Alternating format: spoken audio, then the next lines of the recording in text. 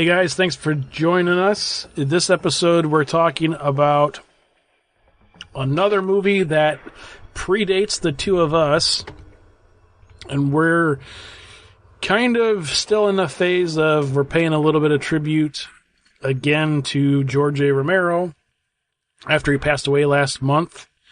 And I would like to send a shout out to everybody who listened to the Night of the Living Dead episode.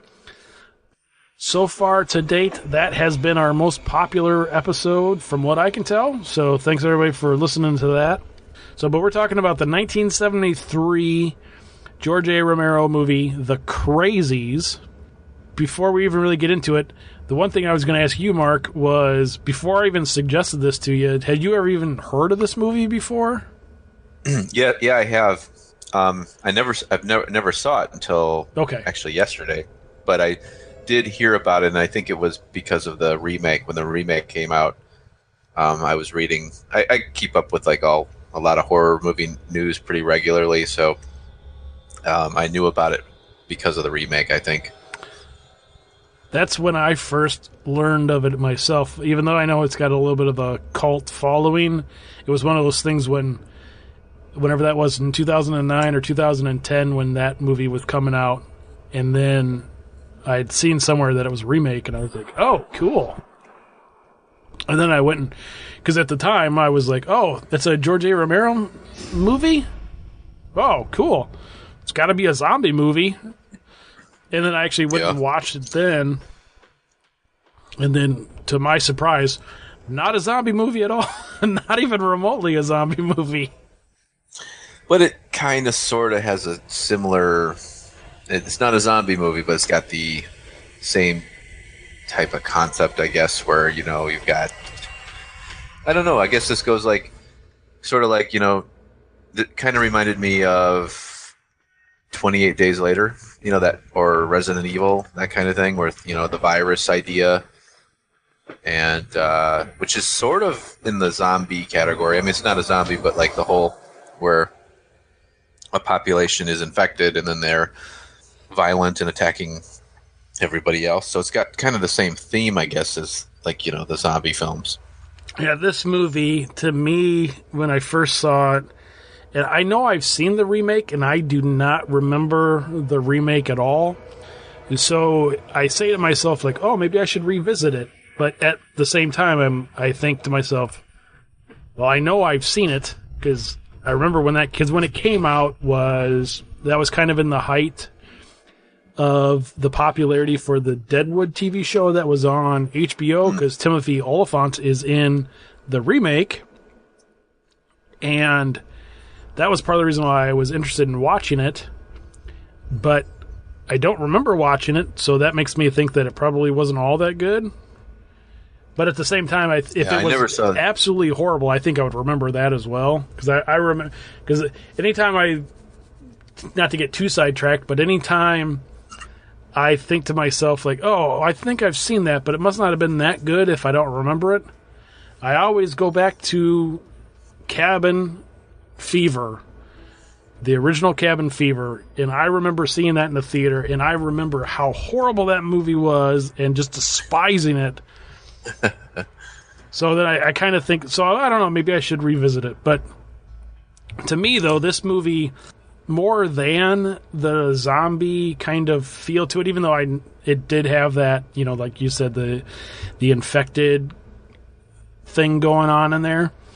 This one, to me, at least now at my advanced age, when I watched it the most recent time, this came out in the early 70s, same along lines with A Night of the Living Dead, which came out in the late 60s, to where even though they're horror movies and they're supposed to have this, all these different horror elements and all this other stuff to them, at least to me anyway, I almost felt this was more of a political movie than anything. I don't know if you got that feel from it. I didn't catch that so much. It didn't really feel like a horror movie to me. What it felt like to me, which would be which it probably was, but it was very much like a early 70s exploitation movie. It's kind of funny. Like, I'm going to use movies that I haven't seen. Well, like, for example, like, I've seen enough of like the clips, but I've never seen the whole thing. Oh, wait, of, like, before you even start, are you going to talk about a John Carpenter movie? How'd you guess? I was going to say, like, I've seen a lot of clips of John Carpenter's Assault on Precinct 13, where it's like got this kind of vibe, a lot of death, a lot of blood, not a lot of action, that kind of thing. And it's made to kind of exploit all that. And this reminded me, this seems like a movie that's probably falls right in line with that era, like that drive-in exploitation film. Another movie that this reminded me of, in terms of, again, exploitation, I guess, would be a movie that you and I were talking about recently, and that would be Death Wish. Just in like the whole, like the original Charles Bronson Death Wish, that was a 70s movie from the 70s, and it kind of had that exploitation vibe to it, sort of a B movie kind of thing, and where they kind of exploit the darker elements of life. And I don't know, I think like this falls like right into that, in my opinion. It felt like it perfectly fit into that. Mm-hmm. I would agree with that. So it's like, I wouldn't say horror movie, really. Yeah, I guess I'd just call it an exploitation film. With horror elements maybe, but it's really just kind of that like low budget film that you're just going to see just to see some, a little bit of graphic violence and, kind of a crazy, that kind of thing. Yeah, it definitely is one of those movies that falls into that weird gray area to where it has somebody's name attached to it, like George Romero. Yeah. And then it has kind of this suggested zombie-esque feel to it. But yeah, exactly like you had said with like Assault on Precinct 13. Another one that I kind of think of that falls into, well, there's two of them really that fall into that same line that, Assault on Precinct 13 doesn't really get classified as a horror movie, even though some people kind of place it in that way. But two of the movies that I always think of that are more exploitation movies than a standard horror movie would be I Spit on Your Grave, would be one of them from the early 70s. And then the other one is Last House on the Left, which I think gets a lot of that same type of feel to where it's that exploitation, ultra violent, it's got that feel. It's funny. Yeah, it's like we talked about all these big directors, like, okay, so George A. Romero, the Crazies. I mean, he had a few of these movies, I think, that fall into the exploitation, but then Wes Craven had, like you said, Last House on the Left. That's definitely exploitation, exploitation horror movie. Then Carpenter had Assault on Precinct 13, and he actually states in interviews that I've watched of him, he says that, that was definitely an exploitation film. Was designed to be that, as a movie I did for drive-in theaters. And so this falls right into that 70s. I mean, there was like this big market for these type of movies in the 70s. Yeah, I Spit in Your Grave, which to me, that's a really hard one to watch. I can't. It's like one I can't watch anymore. It's like so dark.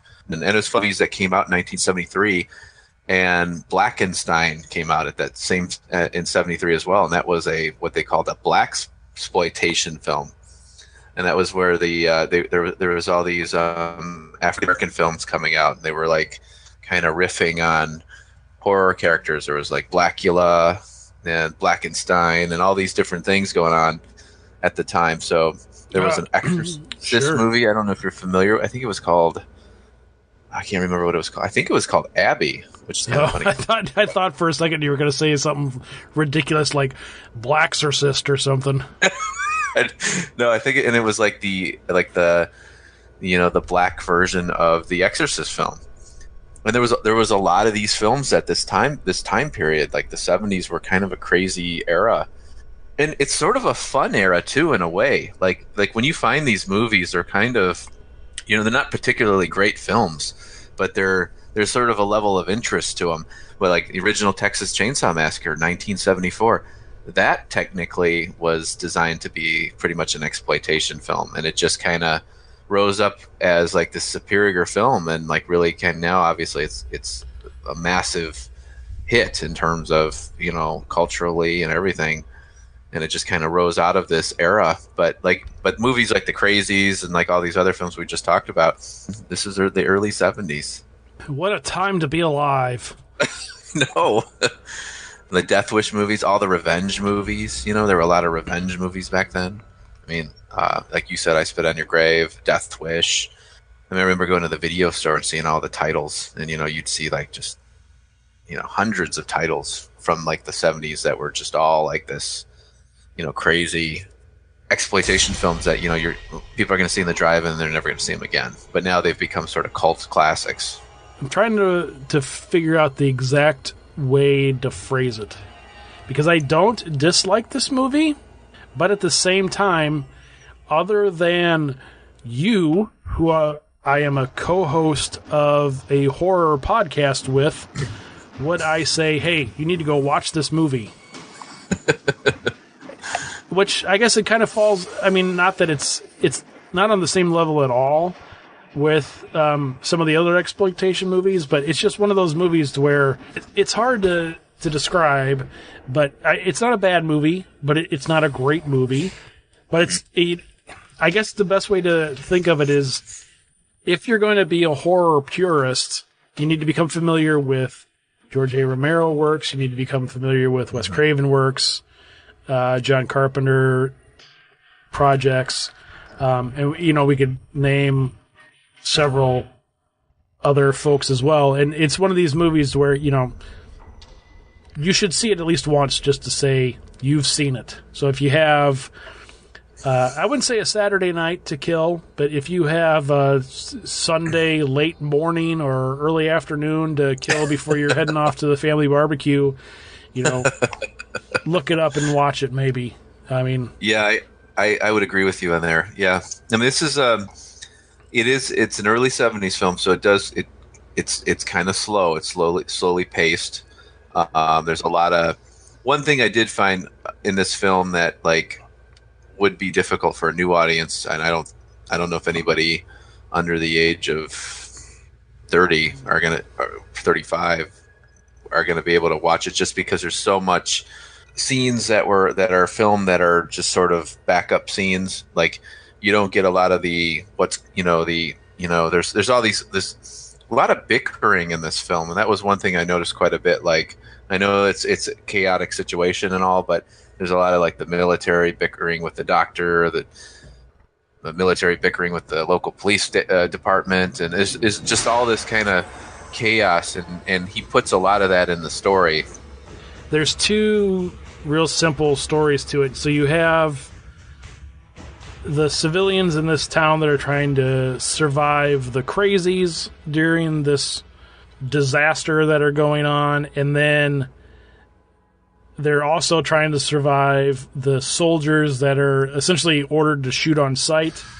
But then at the same time, you have these military leaders and these political leaders who are trying to contain the situation, which it's basically this biological weapon that the military has released upon this area. And this kind of goes along with some of the things we've talked about with other movies, to where if you don't get all the information, sometimes you don't need all the information. And in this movie, they're just like, okay, so we accidentally released this biological weapon, but they never explained what it really was or what it was meant for or anything. And again, I don't remember the remake, but I could imagine, like, if this movie was made today, there would be like this whole like 35, 40 minute explanation of, oh, we had this thing and we were going to do this with it, but instead we accidentally, because this happened is what happened, and it got released into the water supply here. because of that, now we got to do this, and this is what we're going to do. We came up with this antidote, and it just had this whole backstory that is unnecessary, but they're like, nope, we accidentally released this stuff into this area, and it's turning these people nuts, and so shoot them if you see them. I think that's what they were going to do, is they were going to just, like, nuke the town and just, like, wipe it out. Right. Which nowadays, I mean, you couldn't... Could you imagine, like, if this was set in modern times? I mean, all the social media stuff that would be going on. Oh, yeah. Right. Absolutely. Yeah, that would never never work out. And again, this is like a typical exploitation film. A lot of shooting, a lot of blood. Not necessarily the best special effects, not necessarily the best acting, but again, if you're looking for this type of film, another movie in terms of the exploitation would be Death Race 2000. That's another one that kind of falls into this thing. It was one of Sylvester Stallone films. I'm looking at this website here that like has a whole bunch of exploitation films.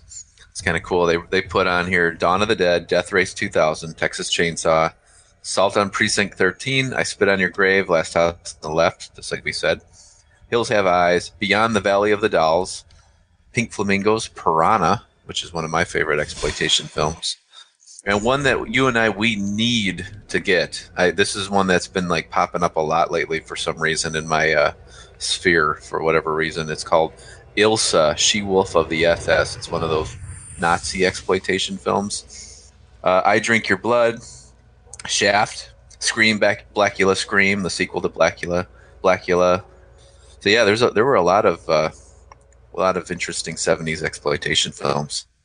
Ultimately, I'm going to go ahead and look in the grand scheme of things with the Crazies, for what it is, for where it lands in terms of movie history and in terms of it being a George A. Romero film. Just like you said, if you're a horror fan and you need to catch some of the earlier stuff that some of these directors are known for, some of the things like in between the other movies that they did, put this into perspective with all that, I'm going to have to go ahead and give this one a thumbs up. I am going to go the same exact way for the same exact reasons. Cool. Toss in the Crazies and maybe toss in another exploitation 70s film. Maybe even grab Blackula. Toss that in there. Debbie Does Dallas. Whatever. There you go. Perfect.